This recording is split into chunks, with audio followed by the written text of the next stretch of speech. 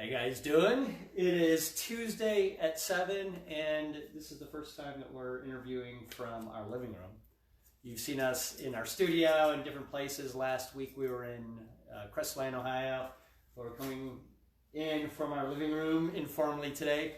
You guys have probably seen that we're interviewing both Beth and Markus, and we're excited to talk to them about their journey and their creative gifts and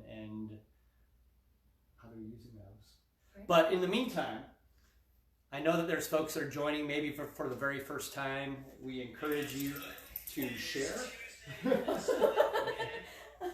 We encourage you to share. Oh, you know what? When you guys go in there, if you want to share it out to your friends, you go ahead and just jump on Facebook and share that out to your friends so they can participate live as well.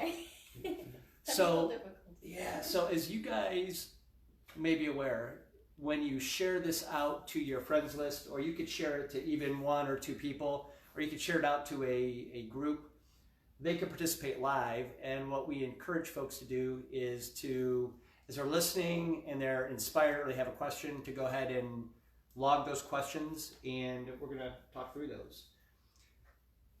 And I'm sure that there's a lot of folks out there that are going to probably have some questions and might want to even provide some comments. And my wife Beth is behind the phone right now, keeping an eye on those comments as they come up. But for those of you who have watched in the past, and those of you who may have watched last week, you know that we interviewed House. And Dave and I have known each other for a number of years. And what we did is he autographed 2 of his movies, and we're going to give those out tonight. If I don't know if you can see, can you see the Dave Greathouse signature? He actually draws a house. See? Yeah. Ta-da. So not only did can you see house? It? Yeah. So he just a little house. Yeah. Well, he was working with was it Mushroom Head?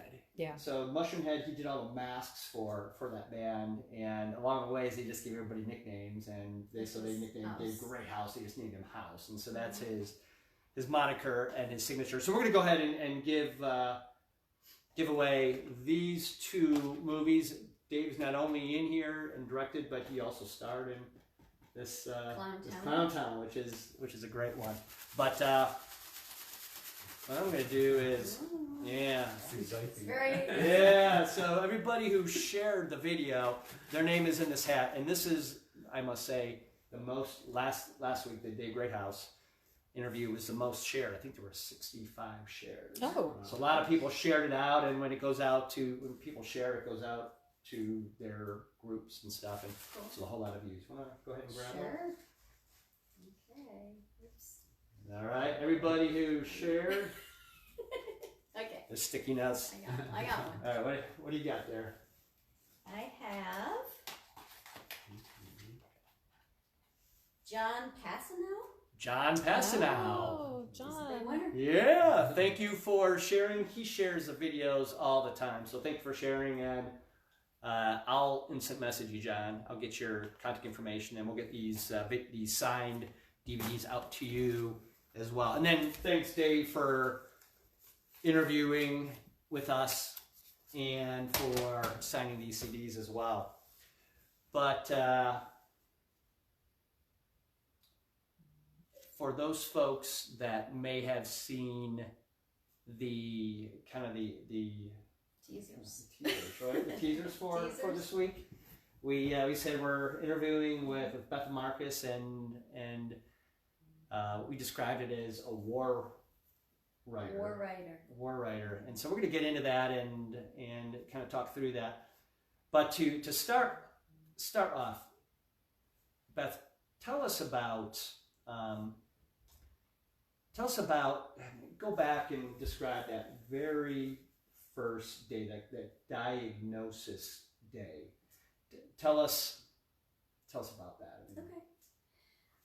Well, I have always been a very healthy person, so never, ever in a million years would I have thought cancer would have been in my life. Obviously, we've all known people with cancer. I had cancer in my family for some some members, but I hadn't been feeling great, and I actually decided, even though I didn't feel good, I was going to go to town to visit my girlfriend Lisa, Saris. Oh, okay. Because her daughter was graduating from high school, and I wanted to surprise her and help her with the party and all kinds of stuff.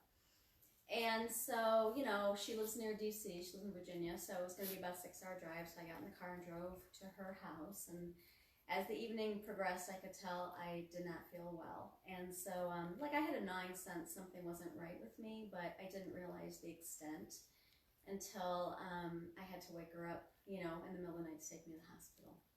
So I was out of town, and then of course my husband came, and you know, initially I don't think they knew what was wrong. I mean, there was some signs, I think, that they thought I might have ovarian cancer, but I had a colonoscopy, and they determined that I had a mass in my colon. So I didn't technically get my stage 4 diagnosis until I had come back to Cleveland to have my surgery. And so, of course, that's totally, you know, life-changing. I think when I was trying to tell friends about it and explain, you know, I think everyone's mind goes to the worst case when you hear someone has stage 4 cancer. And so part of the reason I think I felt compelled to start writing my story, I started on Facebook, was because I wanted people to have an accurate portrayal of what was going on with me and an honest perspective, and I didn't want, you know, I didn't want people to be, you know, it was important for me to just be completely transparent. So, so obviously I'd say I was very shocked in the beginning, and, sorry. That's Bowie. That's the dog. Bowie, poor baby. So, you know, I mean, you know, it seems like someone else's life when I think back to it. It just very surreal and hard to believe that that would be, you know, part of my story, because it just didn't seem possible.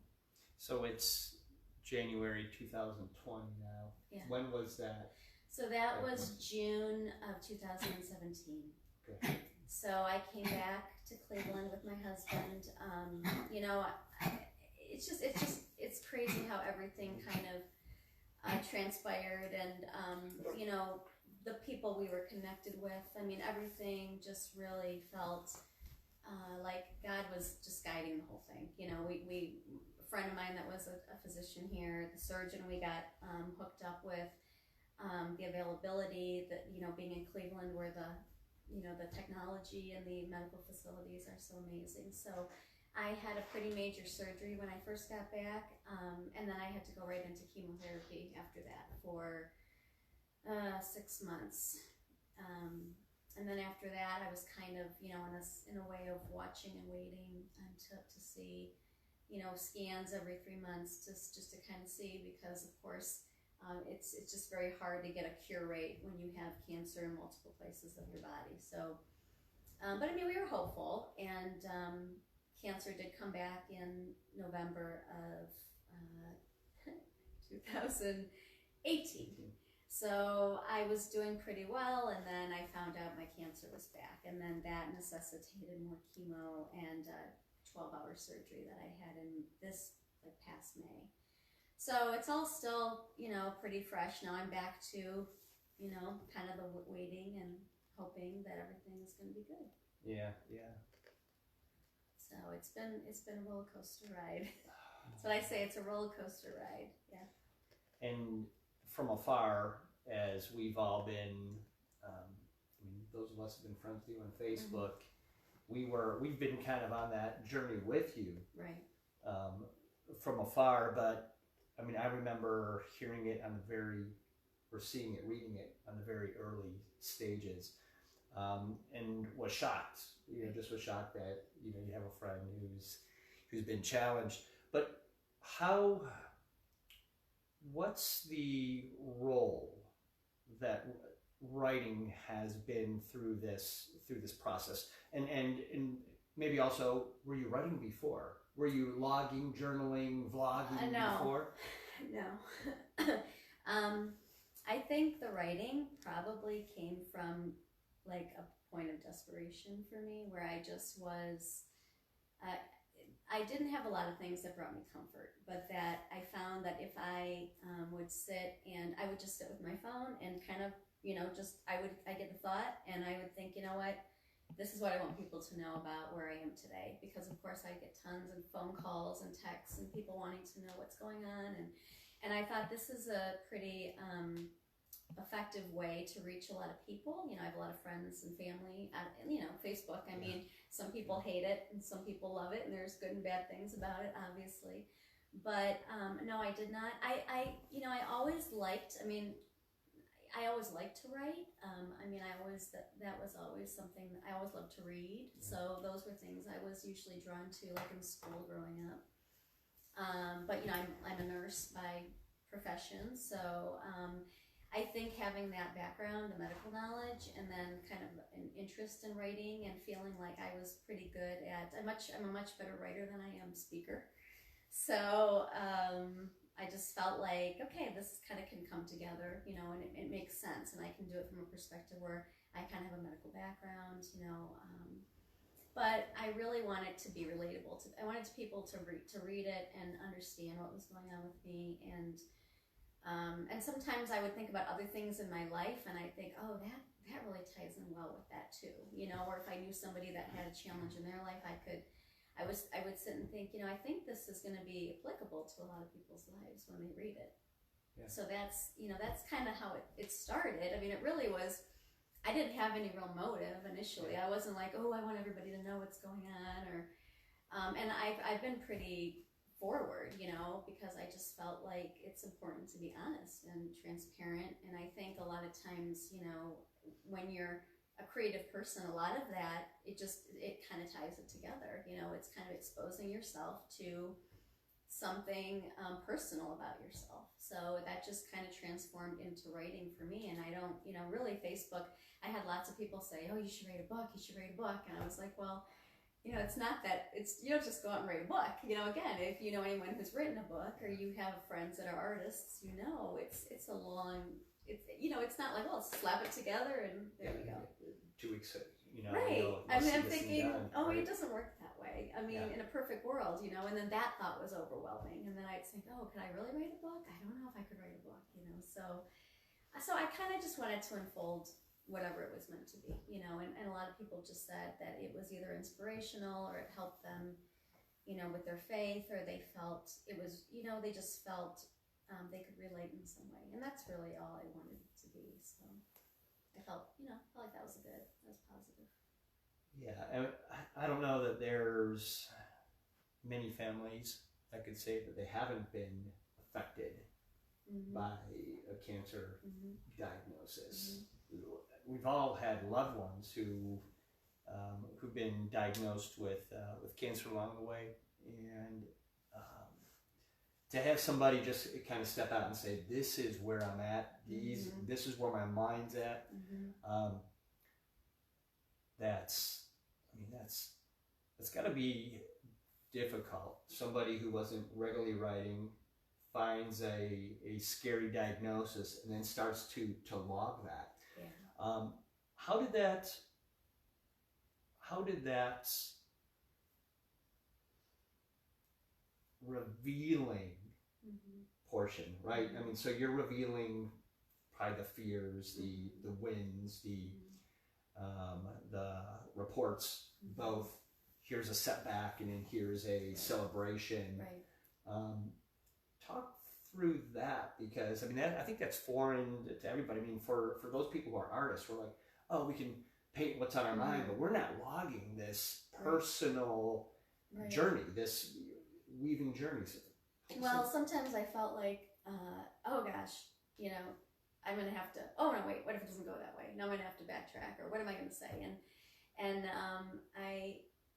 I don't know. I feel like, all I know, that's the interesting thing about cancer, and I say this to my husband sometimes when I go see my oncologist, there's no certainties, there's nothing certain. And of course, people will say, well, there's nothing certain in life, nobody knows anything, no one knows, any certainties. But I think when your mortality is in your face and you're really dealing with something that's so life-changing, I just try to present it in a way that,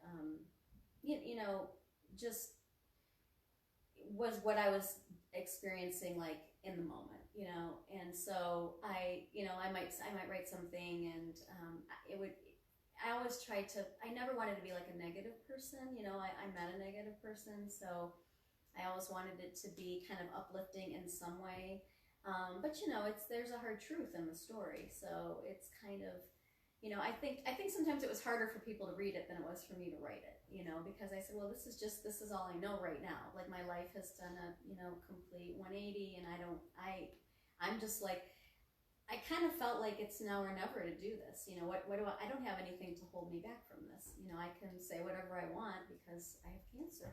So I can put it all out there if I want to. I can hold back what I want to. And but I found that the more I revealed, you know, the more people responded. So I think that was, you know, I've met so many people. You know, my husband and I were just talking about, you know, I'll have a lot of random people just texting me, and my phone's blowing up, and I'm like, oh, that's so and so. Oh, that's so and so.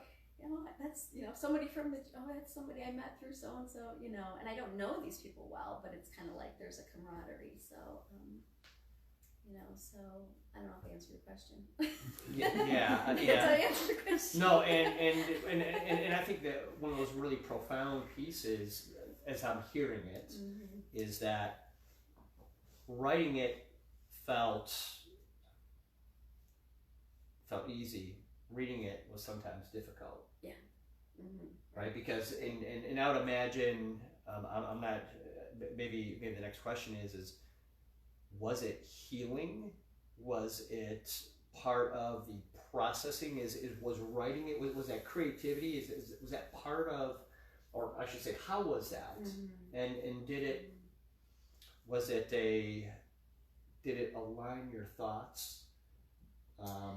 So I think it did. I think I know it's very therapeutic for me now, and I'm so grateful that I did write it out, because as I look back and some of the major questions, you know, the big question marks, and I read back and think, oh my gosh, look at how all these pieces came into place, and that fell into place. And so it makes me feel more confident going forward, because I can look at all these hard things I wrote about, and then in retrospect I can see how either if that didn't, you know, I was always hoping for the best, you know, and I've been very fortunate. I've had, you know, really good results with my surgeries and with my chemo, and, you know, I don't know, I feel like it's like a, you know, it's like kind of a compilation of all these things that just kind of came together. So, it was therapeutic. Yeah, very therapeutic. And I think it was a way for me to, you know, just feel like I could say, you know, anything I kind of wanted to say, and that, you know, and that's okay to do, you know, if you want to say something that's, you know, hard or painful, or, you know, sometimes it'd be funny, I'd talk to people on the phone, I would go, just go read what I wrote, just go read what I wrote on Facebook today. Just go read Facebook. Like, it's just too, I don't want to go through it again. I just put it on Facebook, you know. So, and of course I have friends that are not on Facebook. My husband's not on Facebook. People are on Facebook. So, you know, I want to be, you know, I want to be sensitive to that too. You know, like, it's not. And I did go back and I kind of printed off. I was reading back some things and reading, who wrote this? Who wrote this stuff? I don't even know. You know, so I think there is a growth and see different, and like, and I can look back and say, oh, I think I really did do a good job writing that. You know, that really was well written. That really was. I'm reading that towards almost someone else that wrote it, you know, and I can see the appeal, you know. And for those of us who are reading it and we're not faced with a diagnosis, I mean, it certainly makes me feel thankful. I'm like, if Beth can feel thankful, right, I can be thankful for these healthy days. And so, I mean, we don't have to be bad. No, we don't have to be. Well, and that's what I remember. A woman I'm friends with on Facebook, she wrote, like, her dog died, you know, and she's like, I can't even, like, this is ridiculous. You're comforting me, and you have cancer. My dog only died. And I said, what? But your dog, but it doesn't lessen your loss or how much you loved your dog, or, you know, one thing doesn't negate or make anything less important than something else, right? I mean, there's some things where you're like, all right, get over yourself, you know, get over yourself. But, you know, if you have a life crisis, I mean, you know, if you know, granted, it's a little bit more intense if it's a life. If it's, you know, could impact your actual life, you know, living and dying. Yeah. But I don't think it's, you know, I think we can all find ways. And I have had multiple people say, you know, I really, you know, either I was really going through a hard time and, you know, reading that changed my perspective, or it made me think differently, or, you know, it made me more hopeful, or so, you know, I think that's all good. It kind of forces us to reevaluate our priorities, well, right? I think a lot of it is just your perception, you know. Yeah. I mean, I can look back and think of things I was, what the heck was I thinking, worrying about whatever, or even now, you know, I'm thinking, oh my gosh, just stop, you know, let's move on, this is so stupid or petty or not important.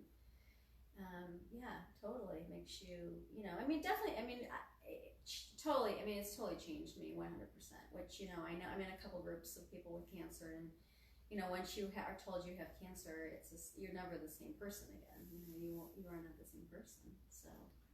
So you have folks that are reading it like myself, who am inspired and thankful and kind of lean in to understand your journey, and but you also have readers who are alongside you, right? And maybe we're diagnosed about the similar time.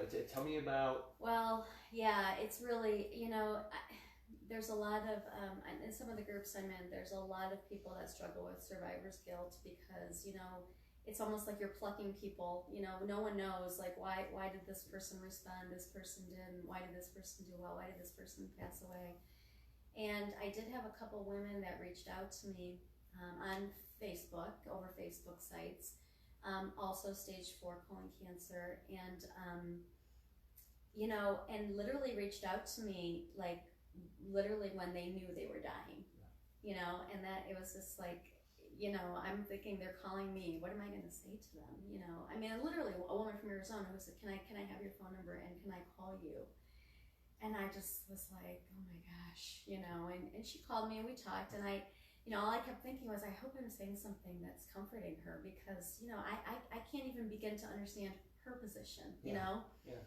So, I mean, and both of them passed away, you know, but they both said to me, you know, oh, you really just, gosh, you just it's so comforting, or, you know, so just those two people alone, you know, there was no other reason that those two women somehow benefited, and I benefited from them, you know, from knowing them and them sharing how that affected them. It's just, you don't know, and people will say that to me a lot too.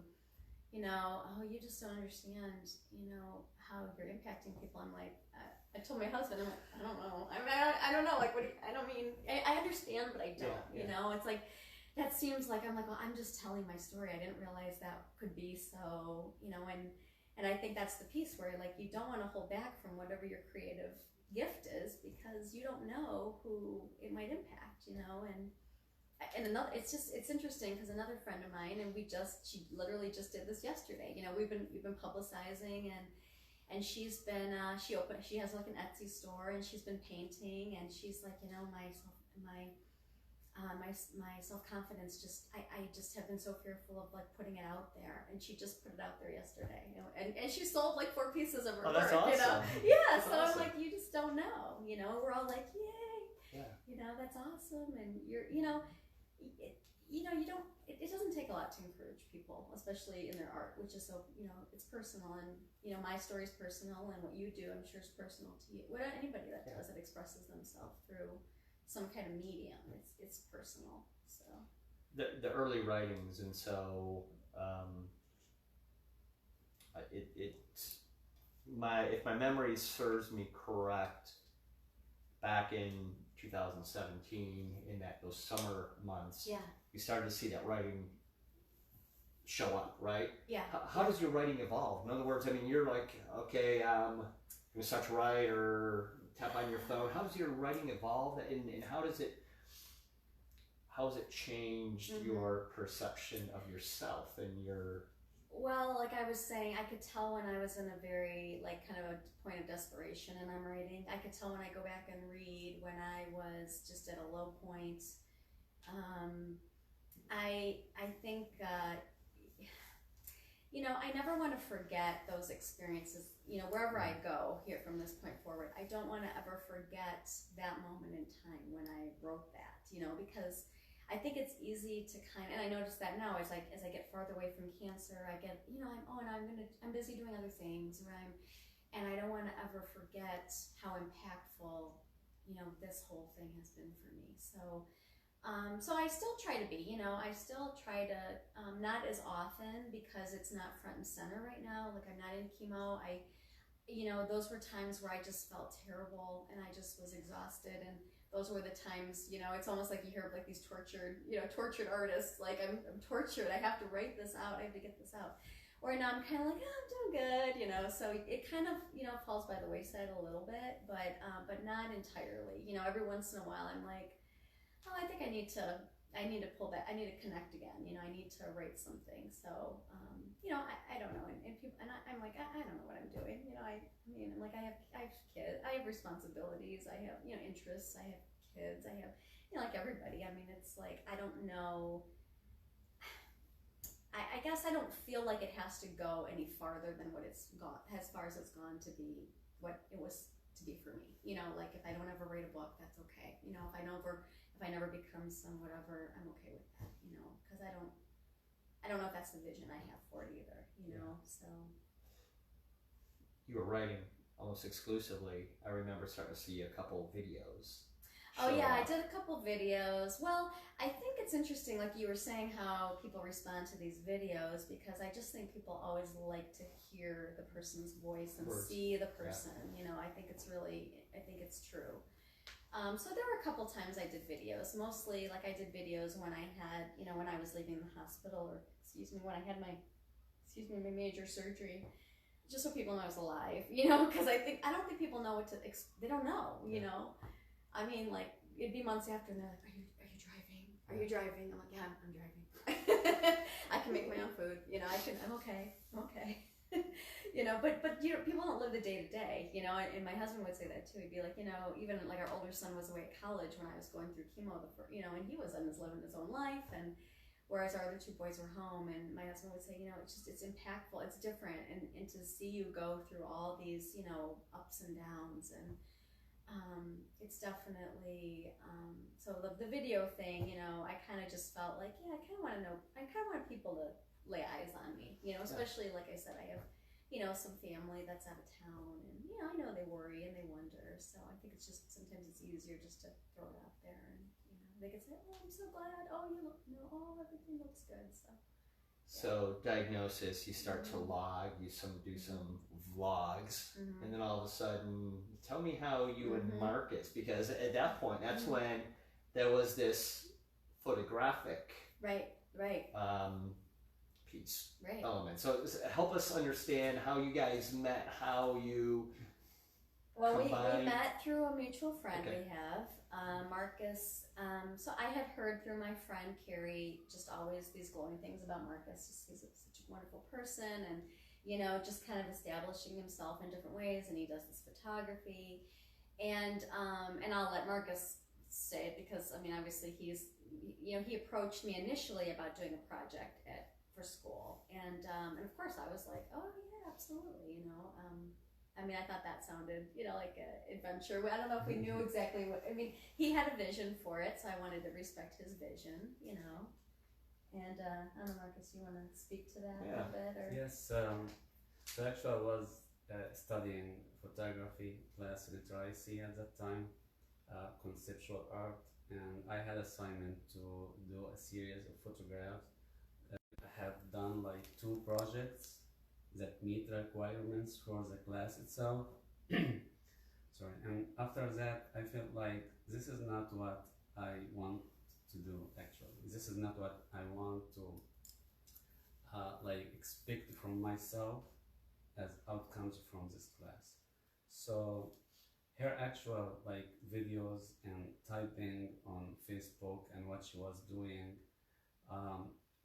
encouraged me personally to reach her and ask her if I can do this. And social documentary is not just okay, we wanna copy and paste the best what she went through. We just wanna the present time she had different conditions than before. When I get the results or what like the experience she had compared to what she's going through right now. So it helped me, build up like what I want to do through talking with her. She was so helpful and she was so open as well to answer my questions, and that's how I ended up with all these photographs. And then when I actually took these photos to my class, I had another idea, which I can add her voice and put the photographs and her voice telling briefly her story together that could be add value to the photographs. So, yeah, I'm grateful to her actually. Yeah. He's grateful to me and I'm grateful to him. So I know there's probably people that might have some questions, and Beth will, if you have a question you haven't already asked, shoot that out. And if there's any questions, because what I want to do is continue to explore, Beth. So you're approached by Markus to say, hey, I'd like to take some photographs, right? And you've been blogging, writing, doing some vlogging, and you've been very transparent in all the ups and downs, as well as just the gritty truth about cancer. Right. You hear Markus say, "I want to take some photographs." Right. Where's your brain? Well, I was your first modeling. I mean, I was like, oh, well, before the first and before we did that project, he asked me just to do a standalone photo for a project prior. I don't know how, that was a couple months. I don't know how long. It was like almost 6 months. 6 months before. Before the big surgery. And so I realized when I went to try C, because I said, okay, Markus, where should we? And I didn't really know Markus that well. I mean, honestly, we just kind of like, I know him and I like him and I'm like, he's a nice guy. And I'm gonna help, if I can help him, that's great. And so I went to try C, and we're kind of like going back and forth. And I mean, it was funny because I said, well, I want it to be, it's your vision, Markus. So what do you want me to do? And he's explaining. And so we met up, and I have to say, when I was there, I was like, wow, Markus he really knows what he's like. He really knows what he's doing. This is impressive, because up until that point, I didn't know. I mean, his gift is in photography, and I think I've even seen just in the work he's done since then, how his work has grown and just the vision behind the lens of the camera. So when he asked me to do this larger project, of course, I was like, oh yeah, absolutely. And, and he's like, oh, you'll get prints of the pictures. And I was like, all right, great. I don't have any pictures of myself, hardly, and candids. And I thought, this will be fun. And so, we kind of I'd say we collaborated. I mean, definitely, he kind of would say, oh, you have a good eye for this. And I'd say, well, you have we kind of just brought it together. And so, all the technical aspects of photography that I wouldn't know the first thing about, I could kind of do the vignette, and Markus could, figure out all the photography. So I think it was a good match, and we tried a couple different things, but I think overall, I think we just put our brains together, and I think some of the most powerful, like the pictures he took, there's a couple I think that were real powerful. And also, those were emotional, there was emotional moments, taking those pictures. So, definitely. It's one thing to write words that feel revealing. It's another thing to take photographs that are truthful and revealing. Markus, are you going to share some of those and maybe talk through them together? And sure. Yeah. Yeah. Okay. Oh, sure. Yeah, but no. There's no rules. Yeah. Guys, thank you for joining us, and thank you for your shares. Of course, there's the one that do you need it out? Is it easier? Is there you know what? Why don't you just bring it up, and Beth will, or maybe Beth will try to come in and see if we can. So part of these photographs, actually, for me, emotional part. How can I represent this? How can I take this photograph? So it wasn't easy for me, but as I said, Beth, she was so helpful with this. So this is part I guess. Yeah. This one is. That's my ileostomy. Yeah, I have an And the ileostomy. scars. Yeah, and my scars from the surgery. Yeah. Tell us, Beth. Yeah, describe what this means to you. So, the first time I had surgery, I had a temporary ileostomy because they did not have to take out all of my colon, which is your large intestine. If anybody's a medical person out there. However, when I went back, when my cancer came back, it had affected some of the areas of my colon that initially were okay. So when they took those out, and due to the degree of the surgery I had in May, the surgeon said, do you want the surgery if I have to give you an ileostomy, which is, obviously a bag you wear outside your body, which acts basically as the same function as if you just went to the bathroom like a normal person. And I was like, oh yeah, I just don't want to have cancer. I'll do, I can handle this. So I had it, and then it was reversed, and then I had it again. So now my ileostomy essentially, I say permanent because I think the quality of life I have with it is much better than the possibility of a low quality of life without it. I can do all kinds of normal things like anybody else could do, where if I didn't have this, so it's like a lifesaver for me in many ways, because many people that have had similar surgeries but don't have an ileostomy, it's very difficult to leave your house, so I was like, yeah, no. So that's my reality, and and Markus wanted to capture that, and I was fine with that because that's the truth. Yeah, that's the truth. So, like, the process itself, actually, I was trying to understand what she went through, what she was doing when she has pain, where she goes, part of it, like this one, for example, when she, you can talk about this one because, I would tell Markus I found a lot of comfort in sitting outside and being in nature, and on times where I just didn't know where else to go, I would just read in the Bible, and I was not a regular Bible reader before. But there were so many things that were profound, and it really, I did have to say, just comforting. So I would tell him I'd sit outside, so he wanted to capture, kind of what that meant to me too, where I found a lot of my strength and peace when I was going through some of the harder times. So same. Yeah, same thing. That might. Oh yeah. That's just with my dog. Yeah. Our dog, Tolly, and she was kind of like my constant companion. This one also sitting in front of the house. You can see it here, but with the digital file, she was actually was weeping, and you can see how powerful and emotional as well. Mm-hmm. So that was out the back of your house? This is the house. Yeah, that was the front. This is the back of our, we have a pond out back, so with like a pergola. So I spent many days sitting on my front porch, I'd say, just crying. So I told Markus, and he's like, I said, oh, actually sitting out here is making me, I feel like I'm going to start crying. This is, it's reminiscent. Question.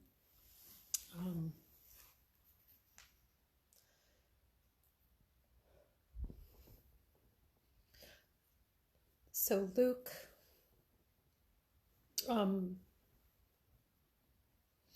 Luke asks, what's been the hardest part of your journey in terms of mentally keeping a good spirit? For example, keeping a good spirit, for example, versus the physical pain that comes with the chemo. This is our nephew. Oh, okay. I've struggled more mentally with my leukemia. Trying to keep my mind busy with all this free time and missing going to work every day and having a set routine. So and that was kind of, how old is he? Luke is 22. 22. Okay. Yep. Okay. Well. And he does lovely photos, by the way, too. Oh, thanks, Luke. Well, you know what? It is a mental. I think from day one, it is such a mental battle. That is true, and the physical is hard. And I think what's the worst mix is when you really feel, when you don't feel good. Your mind is just not in a good place, And those are times where I honestly, like, all I really could do during those times was pray. I mean, I tried to do everything. And sometimes it would just be, I would just be sitting at 2 o'clock in the morning and just praying and just asking God to just help me. You know, I can't do this. You know, this is terrible. Right. But it's also helped me to be, you know, I mean, I hope Luke has I'm guessing he has a strong network of supporters too. Yeah, he does. But I mean, obviously having a strong network, I mean, I'm always just, I'm just always just, it's devastating when you hear people going through cancer and they don't have anybody, or their spouse doesn't understand, you know, or they, you know, there's just, the story is you're almost like, this is not the time to walk away from somebody, you know, when they need you. So yeah, I mean, I have found lots and lots of, you know, peace in my faith, which, you know, I mean, that's a journey for everybody. I mean, that's been a journey for me, and that's not necessarily, you know, some people, you know, it's different for everybody, but I just, that's what's kept me. I mean, I've been blessed that I have not gone through bouts of depression. I mean, I've had, you know, there's been moments where it's made me anxious, and I think because of the unknown being so scary, and mostly how it's gonna affect my husband and my children, but yeah, you know, it's just a day by day thing. Just day by day. Is there anything else that, even on the more practical stuff, where, you know, you were doing the blogging and you were able to get some of that probably energy out with this type of thing too? What are some practical tips for, you know, the chemo and those days when, you know, other than sometimes you do have to just sit on the porch and cry, exactly, or be grumpy, and then what did you find kind of kicked that out, or what kept you distracted for, even if it's just 20 minutes in between, that allowed you to bump up to, okay, I'm cool, I can do this next hour. A good cry always does that. A good cry. Yep. I always benefited from being outside, always, and if I could even walk, that was even a benefit. You know, I had a couple friends. My friend Laura would just be like, how about if we just go for a ride in the car? You know, let me just take you for a ride in the car. And, you know, just, it's kind of like, you know, it's kind of that feeling, like, I know you won't, but like if you have a baby and you leave the hospital and you feel like the whole world has been going on and you're like, what is going on? You know, like I feel so foreign here. But definitely any type of physical activity, sleep, you know, I always tell people, I have a friend, and she was recently diagnosed with colon cancer also, and she was having such a hard time with the chemo, and I'm like, please advocate for yourself, because the medical field, sometimes they group everybody in and they say, oh, well, and you're like, no, this is what's going on with me, you know, this, and you know, she went to her doctor and like they switched around some things and gave her some other medications, and she's like, I'm doing so much better, you know, and I'm like, I'm so glad you advocated for yourself. So advocating for yourself is huge, you know, and I mean, I'm like the worst offender, because like, even when I go to the doctor's appointment, well, I'm a nurse, and I'd be like, oh, it's not that bad, you know, but you don't need to be miserable, and like, this isn't the time to be, but yeah, advocate for yourself, because you don't, a lot of times there's, especially with cancer, like there's always somebody in the doctor's office, there's somebody who is well familiar with, you know, different tactics, I guess I'll call them, to relieve some of the issues that come with chemo, because it really is totally individual for everybody, you know. Like, I had no nausea or vomiting. You know, some people are plagued by nausea and vomiting all day, every day, you know. So I'd say don't just, you know, don't let them tell you, you know, don't not speak up for yourself if you think something's not right, I'd say. Great. Thank you for that question, Luke. Yeah. Appreciate that. Yeah. Let's. Yep. So another one here, which Beth was talking about, you know, support from the community or family or friends. So these are letters from Luke's his classmates. Yeah. You know, says praying for you, and like some of them, they are funny quotes. You know. You know, his classmates. So the the kids would send me. So this is you and your youngest son, so this is my son Lucas. He's 12 now. This is Lucas.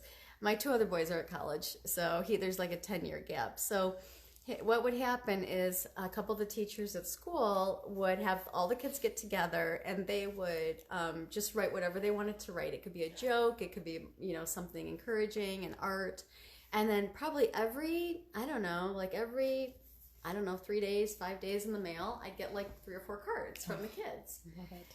And oh my gosh, some of them were hysterical, you know. And then that was a way too. I'm like, oh my gosh, if you look at things through the eyes of a child, you know, that's what I would say. Like some of the kids would just write, I mean, just funny things, you know. They'd be like, I don't know what your surgery was, but you know, I hope you feel better. oh yeah, I saw you at the grocery store last week, so you must be doing okay. Yeah, exactly. Awesome. So yeah, So very this sweet. is where her family, not all And this the is your- family. That's my Dave? husband Yeah. Dave and my son Lucas, and that was just, you know, just at home, kind of, you know, now that the older boys are gone, and we're kind of like a threesome of, you know, hanging out together. So Lovely. that was that, and So that was so this is one of the other things I was asking her, like what helped her to go through her journey and her belief itself. So we went to the church where she used to go. She finds peace over there. You know. Yeah, that's my parish, which is Holy Martyrs Parish in Medina. So, and if you can see the church is very simple. But it has these beautiful wood vaulted ceiling, and the whole church is just windows of the outside.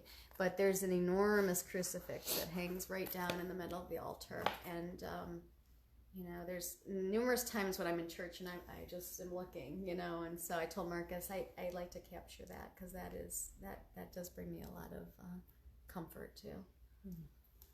And I guess because I didn't print all right. the That's one okay. for the Oh, project, yeah, it's but okay. this is one actually telling that she's back, you know, to She's the back. track. She's back on Practicing, track. yeah. Yeah. So this one is actually taken like from a high angle. Is yoga kind of yoga, I guess? Yeah, so my friend Carrie is she's certified to teach yoga, so she would do and would offer restorative yoga for me. So I would go to her house, and this is she and I, and you know, this was just an image of her. That I did acupuncture and some yoga, and you know, kind of melding the traditional types of medicine. Obviously, having to go through chemo, you know, with some things that might help with other things, you know. Again, and that's a great practical thing too for anybody, especially the acupuncture. I had a lot of good results from acupuncture with my chemo. Okay. Acupuncture, Yeah. yoga. Anything else that kind of jumps out? I mean, did you go on a special diet? So, well, you know, not really. I'm kind of like, it's kind of like, what can you tolerate is my diet. Like, what can I tolerate? You know, because I don't digest food like a normal person, you know, and some things can cause me distress if I eat. There's things I have to stay away from. So, you know, again, it's just kind of like a new normal, you know, figuring out what works. But I didn't go hard. I didn't change anything drastically. I just tried to add some things, you know. That's what worked for me, you know. Over the years, I've seen a couple phrases here and there. I've seen wig-tastic. Is that right? Is that did you use the word wig-tastic? Oh yeah, wig-tastic. Yeah, wig-tastic. Right. Getting wiggy with it. No. Getting wiggy with it. Chemo-friendly chemo-savvy. haircut. Oh, I mean, yeah, it was. chemo-friendly. Yeah, chemo-friendly haircut. Yeah, right. Is a sense of humor? I mean, yeah, is that absolutely. Yeah. part of it? Oh yeah. I was saying, I need one of the funny, I say ileostomy humor, or as a lot of people have a T-shirt that says "No colon, still rolling." You know? No colon, still rolling. Oh, that's fabulous. Still got it going on. You know, colon. Yeah. So, you know, just like you know, nurses are known to be like very I don't know what the word is, like, you know, nothing is off guard. You know, the humor is very, very bad, you know, so it's very dark, it's very, you know, potty humor or whatever. It's like, it's actual potty humor. But it's real, you know, but it's kind of the same in the cancer world. People say the funniest things, you know, like, because what are you going to do? Yeah. Yeah, you got to have laughter somewhere, right? Yeah. Markus, tell us a little bit about what you're doing. So you've finished this project. How long ago was that? I guess it's Before December, Christmas. Right before Christmas, yeah. probably. So this is more of a recent project for you. How do people reach you? You're Markus Photography, is that right?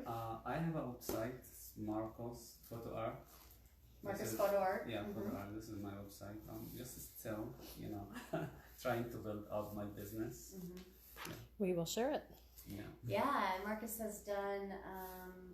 You've done the yoga. He connected with some of the yoga community, so he's done some beautiful, pictures of some of the yoga teachers. Yeah, and what I love I loved about doing this project, because when I started photography, I started doing a social documentary project, big one, about my church.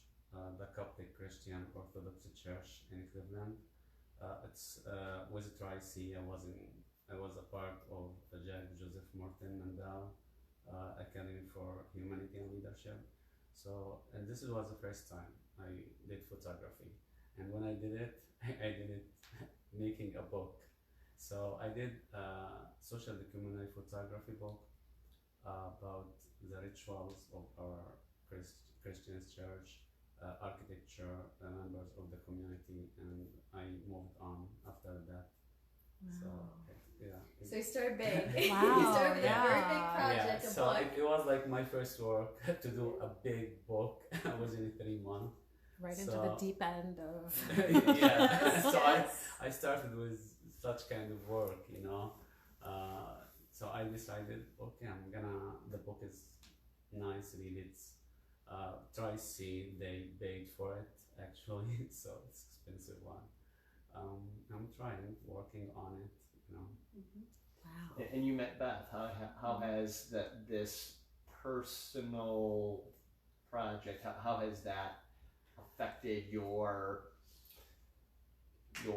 subject material, perhaps your direction for photography or your interests?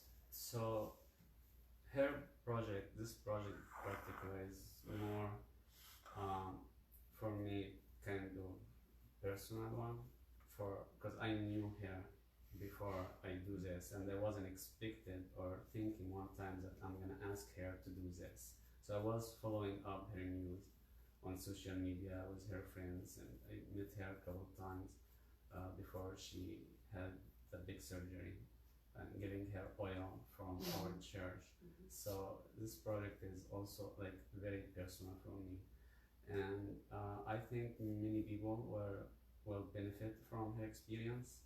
I met with a couple photographers in Cleveland. They are building a community for photographers. It's called the Cleveland Photo Fest, and they are like top of the finest conceptual art photographers in Cleveland. So when I told them about the project, I found that they actually want to work on a project similar like this, but in a big scale with many other cancer survivors. So I think it's gonna be a good thing also to be involved in doing this. So I'm looking forward to do more projects to help other people understand, and benefit from that experience and faith in God, So, Beth, coach us yeah. and the people who are watching. How do we support people that are fighting, battling, diagnosed with cancer? Yeah, it's hard. Well, I think the number one thing to do is, everyone's always afraid they're going to say the wrong thing. And so what I usually say is, well, you don't really have to say anything to show up for somebody, right? You don't have to, you can just say, I'm sorry. That goes pretty far. And you don't have to try to fix, I think a lot of my friends, I think some of the hardest things for my husband and some of my closest friends were just knowing they could not fix this at all, and just feeling very helpless. And so I just would say, if you know somebody going through cancer, just be present for the person. You don't have to do anything crazy. I mean, it's also nice And I think it's individual because, you know, for me, I was very blessed. I didn't, my husband, we've had very good health insurance, you know, things that some people need to worry about, you know, financially paying out of pocket for cancer. I mean, it's kind of different for everybody. I mean, I would say, sometimes thinking like outside the box, you know, like everybody wants to bring food, but, I mean, some of the best things people did for us were like paying to have our driveway plowed in the winter and cutting our grass, you know, like yard service, because, you know, it just was one less thing my husband had to think about or worry about. So, you know, sometimes you can do things that kind of non-traditional things, you know, but I would never be worried about, you know, it's always better to err on the side of, you know, coming in closer than distancing yourself, you know. That makes sense. Last week, are there any other questions that are kind of coming through? I don't know if they're all questions. Ibrahim says, "Good job." Let's see. Elizabeth Sanders says, "Beth, you are an absolute inspiration." Deborah Migdal says, "I love that picture of you and Carrie." Dottie Alpha says, "Nice pictures." And let's see. Deborah McDowell also said, "Warrior pose." There you go. Warrior pose. Yeah. That's funny because my friend Carrie said we were talking about the war writer, and she's like, "It's so funny. The first thing I heard was warrior when you said war writer." And Yeah. I'm I like that. Is that Carrie Esker? Yeah. She says, "I'm so proud of you, Beth." There's a lot of people watching. I think as Beth continues to scroll through, Yeah. I think that this discussion is not only, I think, relevant creatively. What's the word? Creatively? Creativity? I'm thinking of words tonight and people will like them. Yeah, I know. We know what you mean. Yeah, in a creative way. In a creative way. Yeah. It will, I think, also inspire people who are dealing with it in a human way. Right, exactly. As well. A human way, absolutely. Last week, for those who are watching, and I think it's timely. So last week, if you watched the Dave Greathouse video, somebody had asked him. They said, "What is something that's humbling?" And so, and those who were watching last week, Dave's a special effects makeup artist, and he says what was humbling is some guy came up to him and said, "Listen, we're making rubber faces. We're not curing cancer." Wow. Yeah. Wow. Yeah, and so I think in a creative way, logging and painting and creating and doing that, maybe curing cancer. Yeah, I think actually you're right about that. That's a good way. Yeah. Absolutely. What do you have to share with us as we close? Any words of wisdom? Any words of wisdom? Well, I am also if you ask me the question, I'm always humbled when I hear just someone tell me how my story has touched them. You know, that's just, and they're all over, you know, it's all over the map. So I just feel like, yeah, you were on the right track to do what you did. You know, there's a reason, and don't doubt what you thought was, in whatever, if you want to say that, the right thing to do, but whatever was guiding you to do it, don't question. Like, I always think creatives, I feel like creatives have a little sixth sense too, you know, like sometimes I feel like, you know, there's, I think there's things that make you kind of take notice or maybe more observant, or so, yeah, I'm just grateful for all the people that have reached out, and I've met so many amazing people, and I'm so grateful you asked us to come and share our project, and I'm so happy. I mean, Marcus, I'm just, you know, I'm so grateful that he took these pictures, and I have these copies to, you know, I mean, it's just all good Did stuff. you hang them on the wall or what? I did not yet. I'm trying to, you know, I'm gonna find a good spot for them. Yeah, Okay. but I do love them. It's very special. Well, thank you, Beth, and thank you, Marcus, for sharing your journey. Thank you all for spending an hour or so here on a Tuesday night. If you know somebody who may need a little bit of inspiration, whether they're dealing with a scary diagnosis or not, I think this is a good one to share out. thanks Mhm. again. Thank I'm sure that as your projects are going out, two things. One is there's a Tuesday at 7 group. It's an open group. You have to kind of go in there, but we approve everybody. But if you're part of that Tuesday at 7 group, what we do is we feed information about people who speak or are interviewed. And so when Markus has some things, or perhaps as Beth is celebrating milestones and such, those are things we'll share into that Tuesday at 7 group. So that's how you can get to that as well. To finish things out, I know that there is on your profile, it says, "Tomorrow can't wait." Tomorrow can't wait, Yeah. right? So that's kind of a tagline, the Colon Cancer Alliance. And a lot of that has to do with, and this is like a little PSA, I guess I'll say, because it is important. You know, they actually have changed the age for colonoscopies up from 50 to 45 because they have seen such a high, not to scare anyone, but increase of people young, early onset, early diagnosis of colon cancer. And, you know, typically it used to be like an old man's disease, kind of, you know, you were a smoker, you were this, you were that. And they don't know if it's because of the environment or what we're exposed to or stress, but for whatever reason, many young people are being diagnosed at late stages too with colon cancer.